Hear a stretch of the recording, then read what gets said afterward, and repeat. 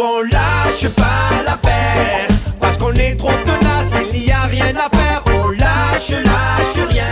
Bonjour à toutes et à tous, vendredi 10 juin, nous sommes en tournée dans tout le département pour vous donner la parole et parler avec vous sur le terrain des salaires, des conditions de travail, des embauches, parce qu'on est tous impactés, cadres et employés, par la situation catastrophique de la Caisse, à l'image de la CAF 13, dont les retards monstrueux ont fait la une de la Provence cette semaine. C'est le cas de tous les organismes de Sécu.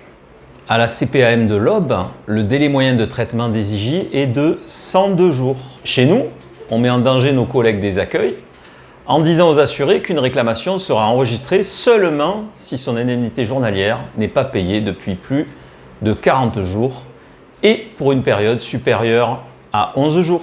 Tous ces sujets sont abordés en détail dans la dernière Bonne Cause parue aujourd'hui même. Des mouvements de grève éclatent un peu partout, comme par exemple à la CPAM du 9-3 pour des embauches massives. Une revendication qu'on partage dans tous nos processus et nos pôles, IJ, PN, BDO, ROCO-AT, service support. D'ailleurs, on tient à saluer ici la conscience professionnelle des agents et on vous rappelle qu'un préavis de grève est déposé pour une durée illimitée pour vous permettre de vous organiser et qu'on sera toujours aux côtés de ceux qui luttent. Par ailleurs, on vous invite vivement à voter ce week-end aux élections législatives, car tout ce qu'on subit en tant que salarié de l'assurance maladie dépend directement de décisions politiques. On vote le 12 juin pour élire les députés et on vous rappelle que c'est eux qui votent le PLFSS, projet de loi de financement de la sécurité sociale, et ça tous les ans. De point de vue sécu, la lecture de l'échiquier politique est assez simple. Au centre et à droite,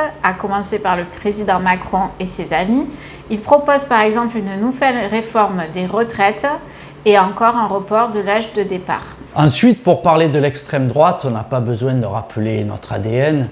La CGT rassemble tous les travailleurs de ce pays, noirs, blancs, juifs, chrétiens ou musulmans. Au-delà de ces questions, on a entendu dans le débat télévisé d'hier soir la volonté de supprimer encore des cotisations sociales, et ça, c'est piller encore un peu plus les caisses de la Sécu. On le sait, l'extrême droite a toujours roulé pour le grand capital. Ce sont ces politiques antisociales qui conduisent à ce que nos accueils physiques et téléphoniques, de l'aveu même de notre direction, sont devenus quasiment inaccessibles.